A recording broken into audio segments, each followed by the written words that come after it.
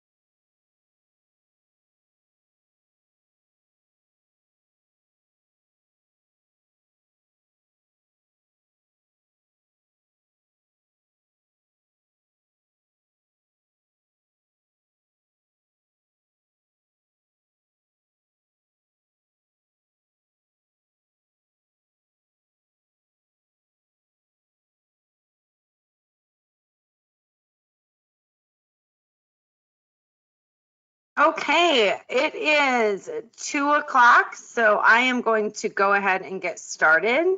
Thank you, everybody, for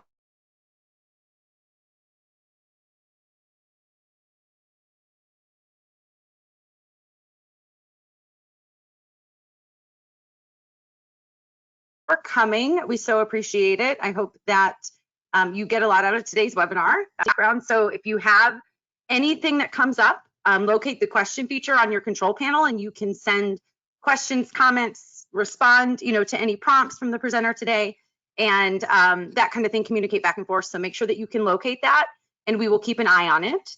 I am going to pass things off here.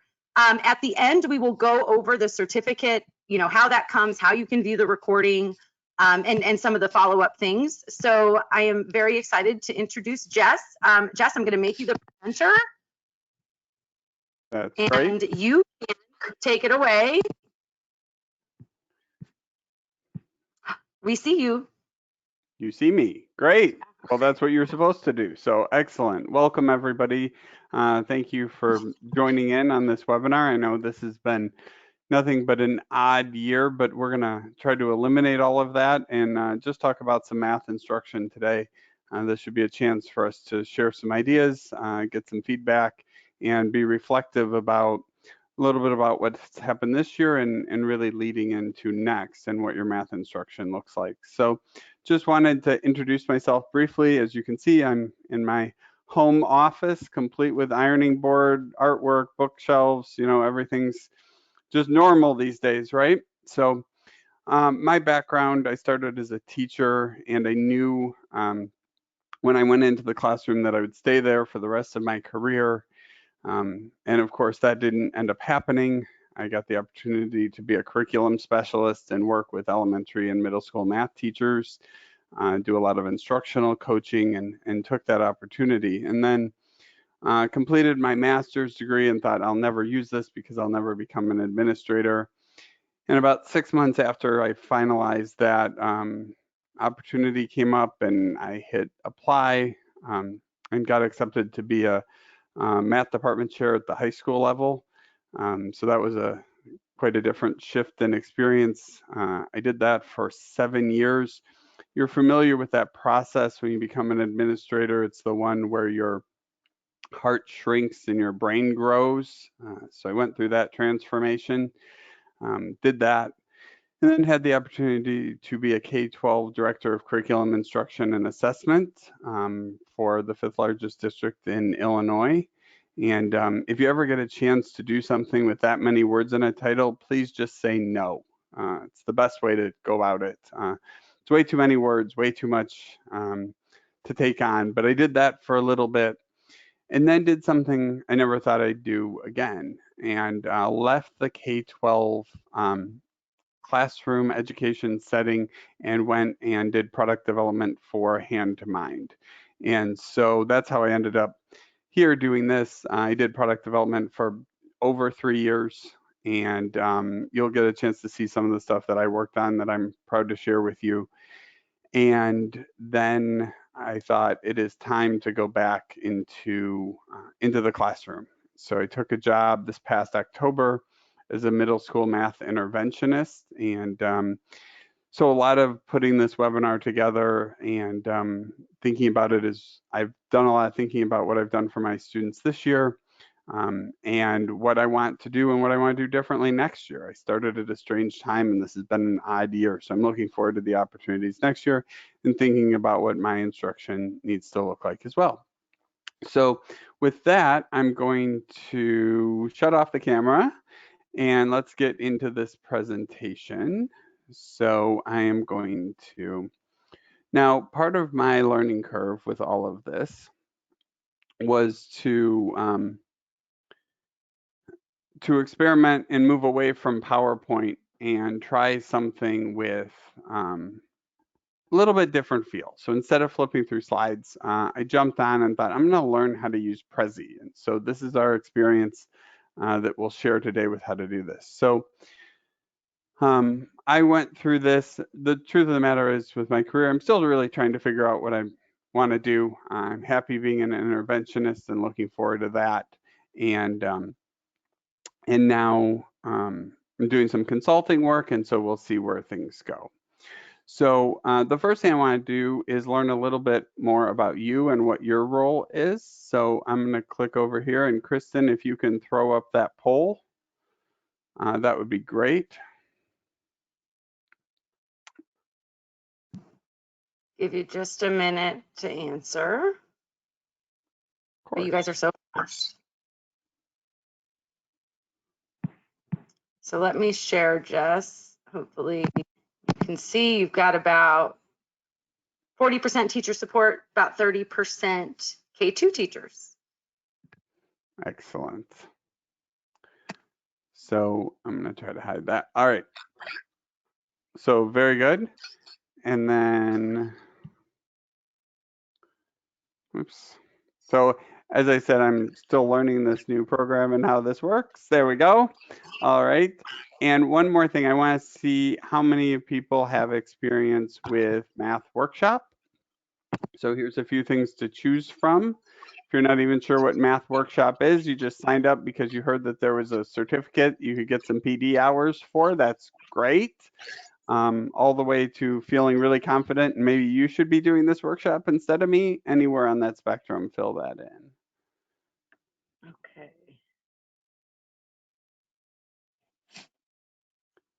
Oh, you've got a pretty good mix, I would say. All right, I'm going to share out. This is what we're looking at. Pretty even. Nice. Okay. Okay. Everything across the board. Well, great. All right. So there we go. All right. So now that we know a little bit about each other, and unfortunately that's about as much as we're going to get, I didn't get a chance to walk around the room before the presentation started like I like to and get to talk to people. So we'll carry on with the webinar format and go from here. So here's your reflective question, and you don't need to answer it now. I just want to pose it now so we can revisit this at the end of the webinar. What is one goal? I want you to think about one goal for your math instruction for the 2020-2021 school year. And one of the ways I like to think about goals is there something that I'm going to start doing that I haven't done before? Is there something that I want to stop doing? Is there something that I want to continue doing? Maybe something new I picked up this year, maybe some integrations from the at-home e-learning work that I've been doing that now I can bring into my classroom? Or is there something that I did previously that I moved away from that I think it's necessary to go back to? So that gives you some context for what that looks like. And as I said, we'll revisit that question, but something to think about in terms of your goals for math instruction. So let's take a look at the traditional classroom. So some of us are old enough to have been in a classroom like this. Some of us have only seen pictures of things like this. But traditional classroom where everybody has a desk, there's a blackboard and a teacher and these old maps that all of the teachers had. And it very much focuses on the teacher, and the knowledge is coming from the teacher. And so we have that model that some of us grew up in and were educated in. But we have to ask this question from Marilyn Burns, or make this statement from Marilyn Burns. Teacher demonstrations alone are as shallow as eating a papaya in front of the class and expecting them to know how it tastes. So this research came along that said maybe it's not always best for the teacher to just stand up in front of the room and talk to the kids, right? We need to have kids more engaged. And so our modern classroom looks more like this, where the desks have changed into tables. Your classroom may not have this advantage because I clearly see two adults in this picture, which is not always a convenience that we all get to have. But you see a lot of small group learning. You see a different format, the implementation of technology and what that looks like. And it was funny putting this picture up. I've used it lots of times before, and I'm like, put it up this time, and I'm like, boy, I'm ready to get back to that, right? I'm ready to get back to what that classroom looks like and that level of engagement. But there's a big question that we have to ask. Which one of these is more effective for student learning? And that question keeps getting asked in research and debates. And if you go on Twitter, you can see things about that. But is that really the correct question? Does it have to be the old traditional model or the new model? Or can we come up with something that takes elements that are beneficial from both and blend it into a new format? And then the question should always be asked, what is most important to help students learn? That's what we're all here for. And in each of the roles that I described earlier, it's always about the students and what's doing best for them. And so we're going to take a look at this math workshop model. It's not the only instructional model out there, but since math is being taught in longer chunks of time in a lot of schools, it's led to the question of what do we do with this time? How do we use it effectively? And so we're going to delve into this workshop model. So what we do know about instruction is that effective mathematics teaching requires understanding of what students know and need to learn, and then challenging them and supporting them to learn it well. And that comes from NCTM back in 2000. All right, time for another poll. Let's jump in. How many minutes of math instruction do you have per day? So Kristen, if you can pull up that poll. It is up and they are responding. There's not an easy way for me to view that poll data on here. So if you can share that out again like you've been doing, that's great. Okay, so let's see. You have about, the majority actually have 90 minutes, which is awesome. And then 45 and 60 are second and third. Okay. So it's great to be able to have the flexibility of 90 minutes. In my instructional model for this past year in intervention, I had 20 to 30 minutes at most, and that's just not a lot of time to work with students. So that is great to see a lot of people having 90 minutes. And while Kristen and I share our enthusiasm for that, we also know that 90 minutes is a lot of time to keep kids engaged. So how do we do that? How do we make that work? And so here's the model that we're going to work through today. You see the 5 different groups. So we're problem of the day, number sense routine, whole group instruction, guided math and centers, and closure. One thing you need to know about me is that whenever I use the word lesson, I don't mean that 45-minute or 60 or 90-minute instructional block. It may fit into that amount of time. And if you have 90 minutes or 120 minutes, it may fit into that time very nicely. If you have 45 minutes, my lesson may mean multiple days of this.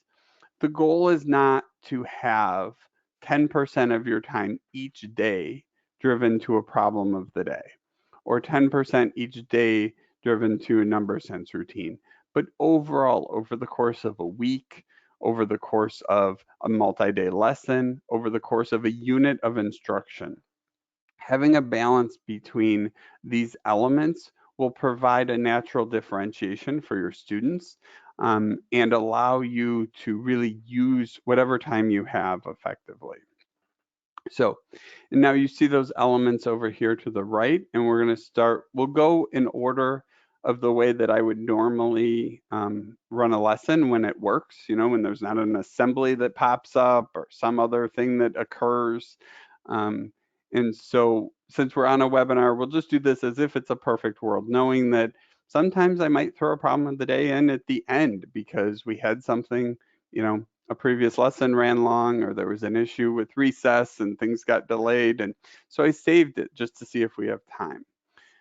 But we'll work through it the way we would do it ideally, right? So this is the problem of the day. This is a great opportunity to pull something that's going to engage students, that's going to get them thinking. And I encourage teachers to move away from just using this as a check from understanding from the previous day's lesson. Let's do something a little bit more engaging. So I've been experimenting and used each of these in my classrooms, and so I wanted to share some resources with you. Hopefully you've seen Which One Doesn't Belong. If you haven't, this should be a treat. The books are from Christopher Danielson. There's also all kinds of resources online, including this website. Take a look at these 4 polygons here and think to yourself, which one doesn't belong? And know that there are no wrong answers to these questions. I was looking at this earlier and thinking, I know a lot of you are going to pick this triangle down here because it's gray, right? And it's a fine answer. That's probably, what my 6-year-old and maybe my 10-year-old would do. First thing that kind of stands out. And then some people are going to say, well, I think it's this hexagon because it's the only one that's not a triangle. And for your more advanced students, maybe you want a little bit more mathematical thinking, and you say, I picked this triangle because it's the only one with an obtuse angle in it, right? And so you can come up with multiple reasons for each of these. And it's just a great way to get students thinking. We're going to talk a little bit about low entry points. It's really nice with tests to have a low entry point. Everybody can participate in this activity. And it still has a high ceiling because you could get really technical and say, well, this is the only isosceles, or this is the only right angle, or any of the other mathematical conclusions you can draw from this. This is one of my new favorites. This is from Steve Wyborney's blog, and it's called Splat. And so for this example, you've got 4 splats and a bunch of dots, and all that you know is that there are 19 total dots. And so the question is, how many dots are under each splat? And so there are lots of ways to figure this out, and students at different grade levels will do it differently. Some will count these dots and say there's 1, 2, 3, 4, 5, 6, 7. And so we know that there's 7 dots that are not under here. So we can subtract 7 from 19. Now we know that there's 12 dots hiding under these 4 splats. So depending on the level, some students may just divide that easily. Some students may have to make a table to figure that out. And your advanced students, pre-algebra, algebra students may set up a 2-step equation and say that I have 4 unknowns, so 4x plus 7 equals 19. All different levels to approach these problems and to try to problem solve and figure out what they are. Another example here of a great opener problem of the day is an open middle problem. Here's a 2-digit multiplication problem. And the directions are always given at the top. You can choose digits 1 through 9, but no more than 1 at a time. And fill in the boxes to make a product that's closest to 70. For a lot of these problems, there's a hint available, and then possible answers are provided. So you might look at 7,000 and think, what can I estimate to get close to that? Maybe you put a 7 here and a 10 here. Maybe you put I don't know, lots of options to play with. Lots of good practice for students to work on their multiplication tables while trying something challenging. And this can be both for individual or small group work. The last one I'm going to show you today is from Fawn Nguyen and her website, Visual Patterns. And she has dozens, if not hundreds, of these visual patterns. Here's one I picked because I like the penguins. So how is this pattern changing? And it's interesting here because there's 2 penguins and then 4 penguins, but then 7. So you can't just assume it's doubling, but how is it adding on? And students will answer different questions about that, right? Some will see this bottom row growing. Some will see them filling in from the top. And once again, this extension can go all the way up.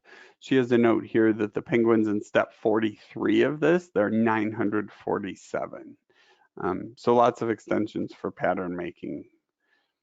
as you go through. So there's just a few resources to play with, to take a look with, to challenge your students, and to get them thinking for the problem of the day. So hopefully I've gotten you thinking now, and we're going to move into the number sense routine. There is some overlap between a problem of the day and the number sense routine. If you have a shortened period, you may want to alternate some of those things that we just saw for the problem of the day with your number sense routine. What we really want to focus on with this is we know students struggle with their basic facts. We know this is a constant problem all the way through. A lot of the kids that I work with in intervention are ones that never really had secure number sense foundation. And so we work off this definition of math fluency, which is the ability to apply strategies accurately, efficiently, and flexibly, and to recognize when one strategy is more appropriate than the other. So this isn't about memorizing or not memorizing facts. This is about how you learn how the facts that leads to memorization, right? We want to talk about flexibility, efficiency, accuracy, but also some words you don't see in math, like creativity, right? How many ways can they solve a problem? Algorithms will always be a part of this. Mental math, this doesn't always mean not using paper, but this means letting the brain drive the thinking by looking for flexibility and efficiency instead of letting the algorithm drive the thinking. And then speed. We have to be very careful with this because this isn't about trying to answer problems very quickly. It's about the ability to choose efficient strategies. So here's a couple of options for those routines. We won't dig into this too much, but if you want more information, you can look on the Hand2mind website for daily math fluency. This is the program that I was lucky enough to be a part of to create. And it's built off of two main routines. One is a number string, which you see here, a list of 5 problems specifically designed to draw out a strategy, in this case, use partial products, where we're really looking at multiplying by 3, but we can see students get comfortable with doubling. They know what that is. So multiplying by 3 is simply doubling that and then adding that extra set. And you see some repetition here. This is a great way to encourage that efficiency. And yes, we want students ultimately to just know that 3 times 6 is 18. But if they forget that, having a strategy to know that they can double it and then add another group is a great way to give them that extra support. Plus, they may not know that what the answer to 3 times 57 is, but they may be able to double 57, get 114, and then just add 57 to that and get 171. It makes those process go beyond what you memorize into the higher numbers. So number strings are great for multi-problems. And once students have those strategies, you come back and you can do a math talk. If you're familiar with the work of Sherry Parrish, she's done a lot of work on this. The way we set up math talks when we did them at Hand2mind was a singular problem. And the goal is to really elicit multiple strategies. You want to be able to compare those strategies and talk about which ones are more efficient. A lot of us would still have to stack these and add the 6 plus the 7. You bring down the 3 and carry the 1, which isn't really a 1, it's a 10. And there's a lot of steps in that process. You can see some other ways to think about this, some other strategies for students to use that will make their work more efficient. And then it's really to build around that conversation and math talk to get that efficiency. So here's a couple of number sense routines that you have that you can use. And as I said, if there are things that need to alternate with problem of the day because you don't have the instructional time to do both, maybe you do a splat one day and follow up the next day with a math talk and rotate those. It just gives you a great way to get those student voices heard in a way that they're not intimidated, they can participate and engage, and that the answers aren't coming from the teacher. So Next, we're going to move into the whole group mini lesson. We won't spend a ton of time here because this is where teachers probably are most comfortable. But I want to talk a little bit about what the whole group mini lesson is and what it is not. So it does not have to be the teacher explanation. This does not have to be the teacher up in front of the room saying, this is how this works and this is how we're going to do this. This is how we're going to add fractions for the next week. The content for this is going to come from your curricular materials. I showed you some great resources that definitely relate to your current curriculum, but you may be saying, well, I don't have a lot of instructional time and I have a lot of content to get through. This is where that whole group mini lesson is going to align with your content. The math should still, as always, come from the students. And the goal around this is to have it in that 10 to 15 minute window.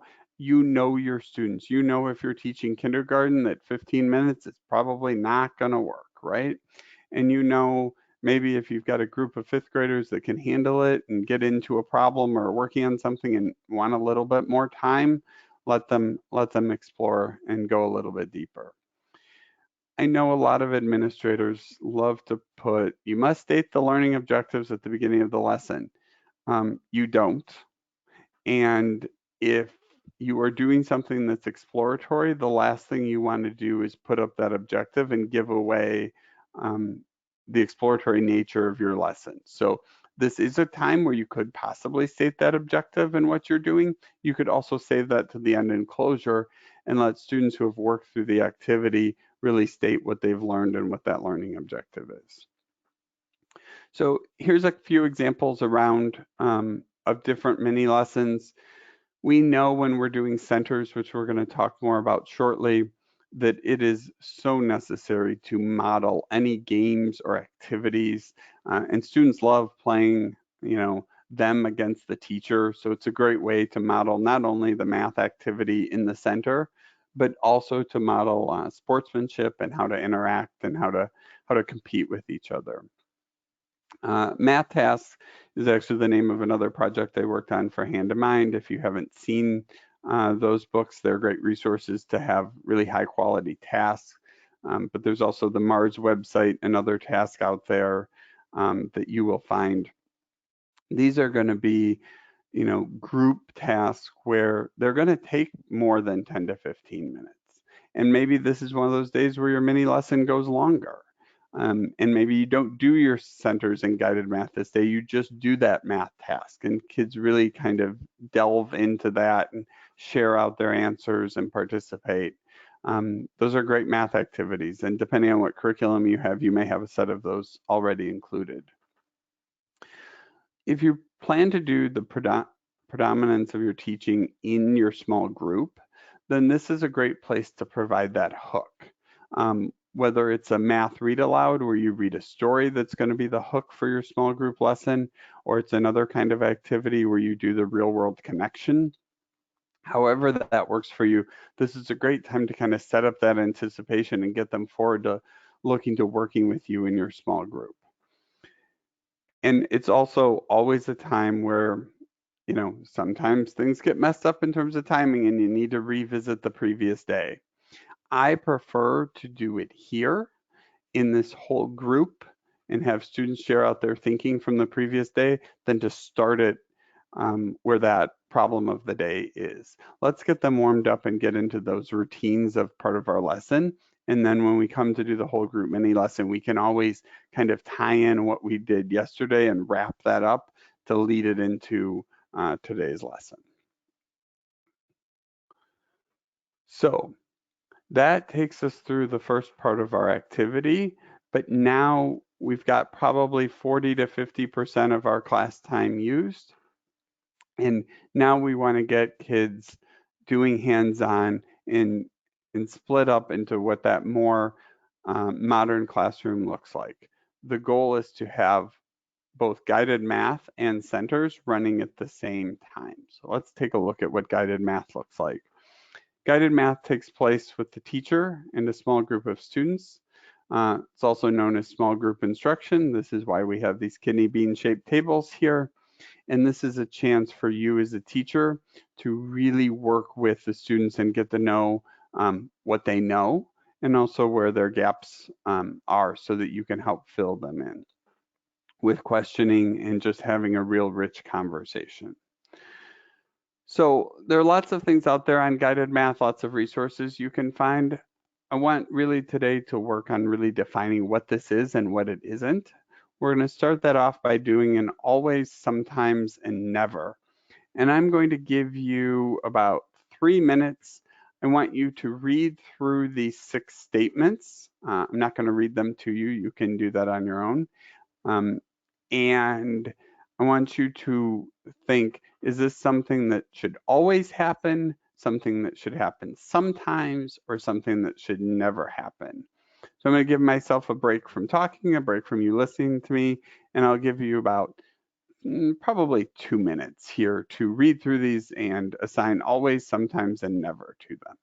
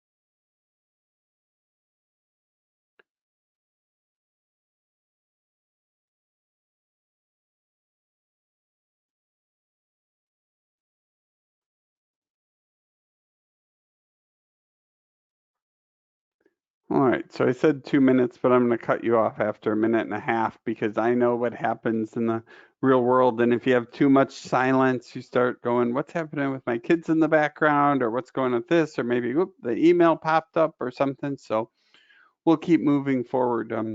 One of these I wanted to touch on is number 3. Guided math is one component of the math block. I think that's extremely important. It is not necessary, as we look at some of the importance of these other blocks, to design your entire math instruction around kids working in independent centers and working with you at the small group table. I think it's very important that there's a variety of instructional strategies. And so I think that that's one that I wanted to highlight, and we'll get into a little bit more of a definition here in just a minute. So let's delve into what it is. So guided math is, as I just said, one component of that math block, right? It is not your entire instructional model. Students learn in small, flexible groups based on readiness, and students practice with the teacher, with each other, and by themselves. None of this is completely rigid. We like to think that we'd have groups of 3 to 5. And there might be a 6, there might be a 2. Sometimes you may need to pull one student and either do some remediation or accelerate. That's where this flexible part comes in. You're not going to break it if you don't follow any model specifically. You do want a specific goal for your guided math groups, and you want the students engaging and doing the math. You have them in a small group to help ease their math anxiety of doing this in front of a whole group. You want to make sure that they're in a group where they're comfortable doing that math. And then your role is to facilitate that by asking lots of questions. I've had a lot of good practice over the past 2 months at home with my 6-year-old and 10-year-old doing questions and making sure that I'm not providing them answers on a one-on-one. I think it'll make me a better teacher when I go back into the classroom with students. And then we're scaffolding the learning. You're using the same lessons and materials. You don't have to have new materials for every single group. If you're tied to that specific goal or standard, you're going to be using the same materials, but you're going to be asking different questions. And that's really where that differentiation comes in, right? How much scaffolding do you need to provide for students? And then you can always adjust that product. What's the end goal of that you want them to get to? You're in a small group, so you have the flexibility to ask more of some students that can get there at that point, and then maybe just not ask quite as much of those students that may need more time. And you may come back the next day and ask more of them once they've had more time to focus. All right, so let's go. That gives us a rundown of what it is, and then I want to hit on really the 5 essential elements. This is data driven. Just like we'll talk about when we get to centers, teachers have a lot of data, right? You want to use that data to create your groups, and we'll talk more about that. The differentiation can come through activities if you have different activities for different groups, but can also come through that scaffolding and questioning. It's standards based. It's going to align to your curriculum. This is where you get a chance to work with students in that small group, and you want to make sure that it's really academically rigorous because they have your support, and it's standards aligned, so you can do that formative assessment and make sure that they're showing mastery of the standards. And then, of course, you want it engaging. And it's always going to be naturally a little bit more engaging in a small group than a whole group, but make sure you have really rich activities that are hands-on and that the kids can engage in. Okay, the final question is why guided math? And this quote from Lillian Katz sums it up really nicely. When a teacher tries to teach something to the entire class, chances are 1/3 of the kids already know it, 1/3 will get it, and the remaining third won't get it. So 2/3 of the children are wasting their time. And we know, depending on what class you're in and what your students, what level they're at, it may not always break down 1/3, 1/3, 1/3. But what we do know is when you try to teach one thing to everybody, that you're leaving kids out of that equation. And so we need to do some guided math and get into the small groups so we can really get a deeper understanding of where students are at. And by doing so, it allows us to come back to the NCTM quote about really understanding what students know and need to learn. That's what's going to come out of that guided math time. So that all sounds wonderful, right? We're working in a small group of students. We've got 4 kids there. They're engaged in math. We've got a hands-on. We're questioning. The only problem is we don't have 4 students in our room. We have a room full of 20, 24, 28 students, and we need something for the rest of them to be doing so we can have this great guided math time. And that's where centers comes along. So centers or stations are where students work collaboratively to complete engaging student standards aligned work without teacher support. But we know centers are a challenge, right? Classroom management, quality activities, assessment, differentiation, all of those are a challenge. You already know this, whether you're using centers or not. One thing I'm curious about is to see how many people from this group are using centers and how often they're using them. So, Kristen, if you can pull up this poll on how often do you use centers? Is it never, occasionally, weekly, or daily?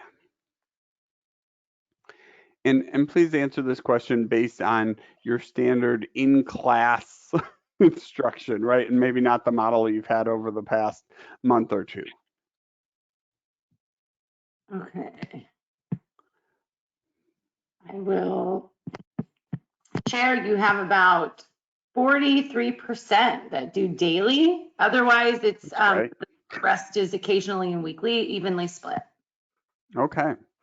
And I would expect with that high percentage of K2 teachers that you would have more centers usage. I've found from talking to the hundreds of teachers that K2 are usually more connected with centers, and 3-5 is more of a split. Some people will be like, yeah, I do them every day. And others are like, yeah, I'm not quite sure about centers. So no matter where you fall on that spectrum, we'll try to get some information that'll help. Forming small groups is always the first question, and I don't really want to spend time on it because people generally know how to do it or have so many questions about it that it's not possible to answer in this format and needs more individual coaching. But I want to remind teachers of all of the data that you have when thinking about forming small groups. And these are dynamic groups. So once again, you're not going to break it. Maybe at the beginning of the year, you put some kids together and the learning standards are right. And based on your formative assessment, this is who needs to be together. And those two students just are not going to get along, right? And so maybe behavior throws into a part of this. We know that certainly occurs. So just a reminder of all of the data you have in front of you to do this with. And know that it's always a challenge and you're always going to tweak it as you go through. If somebody had the perfect answer on how to do this, that would be absolutely amazing, and they would no longer be in the classroom because they'd be touring the world showing how that works. But let's talk about meaningful centers. If you ever get a chance to go see Julie Dixon present in person or on a webinar, I would highly encourage it. She's a dynamic presenter, and she's done a lot of work on small group instruction. She has some great videos, and this is what her criteria for meaningful centers. And I'll let you read that just as I pick one or two things out that I find most important. We've talked about grade level standards here. We've talked about meaningful mathematics related to the grade levels. This is huge, right? In what ways do students receive immediate corrective feedback in the center? And how do we hold kids accountable? So many times they're doing great work in centers, but we're with our guided math group and it's hard to monitor what they're doing, right? So I've taken this work and simplified it for our purposes today. And I really define meaningful centers as these three things, right? Doing that meaningful hands-on math, that it's standards aligned and differentiated, which is always a bit of an oxymoron, we know, but we've learned how to navigate that balance as instructors. And where is that formative assessment? Where is that accountability? Or even better, are there self-assessment tools that we can use where students are assessing their own learning and not as dependent on us as the teacher? So I'm going to show you a few resources. All of these were things that I got a chance to work on while at Hand2mind. Mentioned daily math fluency earlier. And not only with the number of strings and math talks, there's also a centers component that works on building fluency with strategies. Versatiles has been around for 40 years. I used as a student, my daughter came home one day all excited because she got to use Versatiles. And I said, did you know I got to help make that product? And she, no, that's really cool. And then there's differentiated math centers, which a little bit of foreshadowing here. We will be doing a giveaway at the end that will involve a kit of differentiated math centers. And those are just leveled activity cards to make that differentiation piece easy, all with the hands-on manipulatives that are included. So we know centers is a challenge and it's an ongoing discussion. It's something that I think we could run either small groups of teacher conversations constantly, or maybe just therapy groups on how to do centers and get them working. But if you have great strategies on how it works, make sure you share it with your neighbors and colleagues, because there's a whole classroom management piece in here with this that isn't our focus of today and isn't our goal. But for those veteran teachers that have experience with this, support your newer teachers or other teachers that are trying to do this and make it work. It's very important. So after we've done all of this, we maybe have the most important part here, and that's the closure. And, you know, there's lots of ways to think about closure, but don't take closure away from the students, right? It's easy at the end to say, well, today, boys and girls, we learned this and this and this. But that reviewing the key points of the lesson can come from the kids, right? This is a great time to use your math journals and have kids journal about what they learned. It's also a great time to have them connect to future lessons. Like ask the question, where do we think we're going next, right? How is that going? What do you think's coming up next? And so it's also a great time for them to show off their work and their thinking and how they went ahead and solved those problems. Whether they bring up and do it in front of the class or on a, on the whiteboard or on the Elmo or document camera, however that works, it's a great chance for them to share some of their thinking. And it allows you to set up that transition from one lesson to the next. So that is a lot with the math workshop model. It's always awkward in these things because I feel like I'm doing all the talking about how not to do all the talking, but that's how this works in this case. So that is the overview of the math workshop model. I think Kristen will be happy because we're doing pretty good on time. And I want to come back to this reflection question. What is one goal for your math instruction for the 2021 school year? And this time I'm going to want you to document that. But before we go to the Padlet wall to do that, I just want you to take a minute and think about that goal. Kristen, let's give them 1 minute before we throw up the Padlet wall.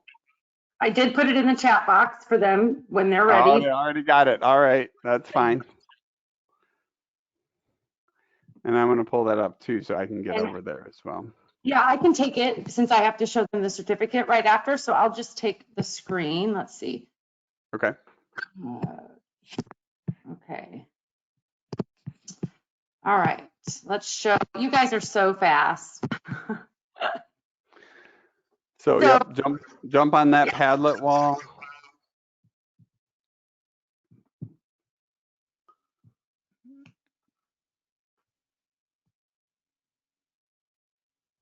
Awesome. I'll pause it for a minute so that we don't get dizzy while they're adding. And actually, while they're adding, do you want to do a couple of questions here? Yeah. If we have questions, I'll take some questions to give them some time to add things in. Okay. Let's see. Let me start here. I had a couple. Here we go. Would you consider flipped classroom to be one of the hands-on models? That's a good question. Not that I expected bad questions, right? I think it really depends how you use it. I think that I will be honest. I have not experimented too much with the flipped classroom. My concern in some of what I've seen other teachers do with the flipped classroom is they want to provide all of the knowledge up front in the lecture, webinar, video, or whatever they're doing the night before, and then come in and do the hands-on exploration. I would prefer to have the hands-on exploration in class and then have that video part be part of the summary, right? So that learning is authentic in the hands-on part, and then the closure is more of that flipped model. So I think in that way it can be hands-on. I think if you've already given them all the content through a video series up front and then have them come in and explore hands-on, it loses that element. Good answer. Can you talk about math workshop and guided math? Is guided math and math workshop the same thing? So yeah, that's a question that we get a lot. What I've tried to do today is to show that guided math is an important part of that math workshop, but it is not the entire thing, right? Math workshop does have those other elements like the problem of the day, the fluency routine, and it may have, the math tasks that were brought in could be a significant element of that. So it's important to have a blend. They're not synonymous. The math workshop is a larger bubble and guided math is the smaller bubble inside of that. Okay, that's a good answer. Let me see here. Biggest problem I see is accountability for the other students in the room who are not in the small group with the teacher. Yeah, so what are some easy ways, I know that you talked about this a little bit, that they can hold the other students accountable for what they're doing while they're working with a small group? Yeah, I think, and I did talk about this. This is always the biggest challenge, and I would be lying if I told you that I can tell you over what a webinar on how to make it work. Um, I do. I've spent a chunk of time over the past 5 years watching teachers respond to versatiles as a key for their centers work. And I think what's so important about versatiles, whether you have them or not, is they have that self-checking system where kids can check their own answers. So you can do that by providing whatever kind of activity you're doing and then having the answers maybe across the room on a wall where they go check their work. It doesn't have to be versatiles, but anything that allows them to check their answers and get feedback on their work helps with that self accountability. Because no one at the end of the day wants to go and try to grade all of that center's work, right? That's not the goal. The goal is to have them engaged in something meaningful. We've also found that games where they're competing against each other, once they have that foundation, is a really great way to keep them engaged and hold them accountable. Ooh, good answer. The Padlet wall looks very good, by the way. I have Okay. another. Do you generally choose an opening problem that will lead into that day's lesson? No. And I know that's not what most teachers normally do. My goal is not particularly to have everything align. I'm not saying that sometimes it won't, and sometimes I do it intentionally. But I I think that just sticking to the curriculum and the standards that we're doing doesn't always lead to some of that opportunity for the exploratory thinking that we saw in some of the resources I showed. So I'm not going to just do the geometry of which one doesn't belong when we're covering polygons, because I want them to just be thinking about how those different areas of math integrate on a regular basis. That makes sense. That is perfect. Good answer. And I think I have one more, so let me find it very quickly. Okay. And So I want you to update this Padlet wall because I want to yeah, see. let me show. Okay, I'll show. Okay, can you see it? Yeah, this is great. Yeah. So some of the goals, use more problem of the day and number sense routines, want to incorporate guided math into the centers. Let's see, use more number talks, manipulatives in centers, create more student and teacher friendly stations for teachers to use in the classroom, less drill and kill, have more meaningful. Oh, it moved. It moved. Moved. It keeps moving. No, Yeah, it's that's a really good feedback though, and this is great. Capture this. I love some of these, and I want to say something for the administrators out there, the people that work with teachers, even if you're a mentor teacher. Um, Creating a vision for what math instruction should look like in your district is extremely important. Whether it's based on the teacher observation tool or whatever that is, but like, what does it look like? What does it feel like when you walk into a math classroom? What do you know what good mathematics looks and sounds like? Having that vision is extremely important, um, so that teachers know what they're striving towards. Good point. Very good. I think the only other question I have for you, Jess, is about, is there any tips or any commentary you have on adjusting this for like middle school or higher grade levels?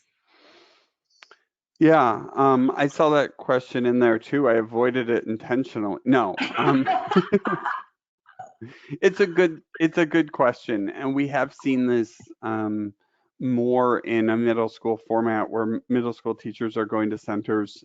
When I taught middle school very early in my career, I did some centers work as we were preparing for the state test. I used the data that I had in group kids and did all the planning in middle school. You know, middle school kids like it. Centers are engaging, getting them moving and doing different activities. Um, it's just it always is the prep time and the work, and it's the same thing for middle school as it is for elementary. Um, I will say though that middle school sometimes on that 45-minute structure can be difficult. So that's really when you need to say that 45 minutes may be my class period, but it's not my lesson. And Mhm. so, Kristen, or uh, your ring central just popped up. Oh, thank you. I appreciate that. So, um, so I think it's really important that we do try to build these instructional strategies into middle school, but that we don't, that may be, you may do 2 days of centers rotations and not come back to the whole group lesson until day 3 of it. And that's absolutely fine. And we need to give ourselves the freedom to do that. Awesome. Good answers. I am going to go over the certificate with you guys just so that you can kind of see what that will look like. And thank you for, taking the polls and answering on the Padlet wall and participating. We really appreciate it. We hope that you enjoyed this webinar.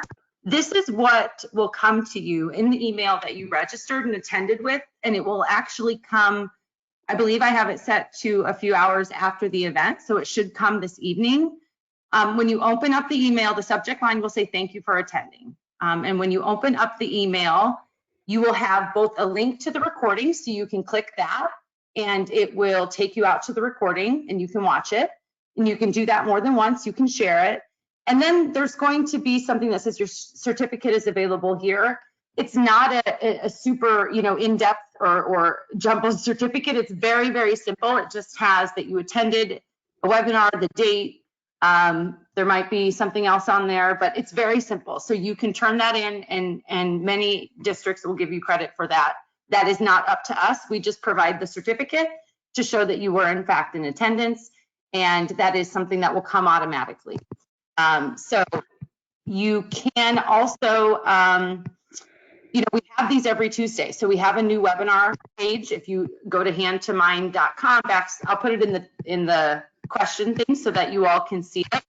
You can register for any of our upcoming webinars. Jess is doing another one. I am. June, what day? That's a good question. In June, middle of June, right around this time, June 16th, I believe it is. Okay, I don't know. It's a Tuesday. It is a Tuesday, yes. I'm gonna find. Can you share that? Let me share my screen again. Yes, I can. Hold on, let me look. Because I don't want to forget to, do the giveaway. Oh, that's right. So I have the winner too. So we did some questions, great questions. If you have more, here's my contact information, either through Twitter or my email, mrmishmath@gmail.com. Thank you for everyone for attending. This has been such a crazy time, but it has been a great time to get out and learn. I hope using Prezi was at least interesting. My goal was to not have anybody get motion sickness, so hopefully I achieved that with all the bouncing back and forth. And now I think we should let them win something. What do you think, Kristen? Yes. So the winner, and it is a differentiated math centers kit, and you can choose a grade level of your choice. We have grade levels K through 5. And I hope I'm saying this name right, so forgive me if I'm not, but Thomas DeFazio is the winner, and I am going to reach out to you via email because I have your email, and you can tell me what grade level you would like and where we can ship it. And we give away something every Tuesday on our webinars. So if you did not win, come back and you will have another chance. Well, thank you, Kristen. Thank you for everybody out there. This has been a lot of fun, and I look forward to, for the people that could join, for engaging in further conversation. We have so many students out there that need quality mathematics, and the more that we can work together to make that happen, the better off we will all be. So great job, Jess. Good info. Thank you.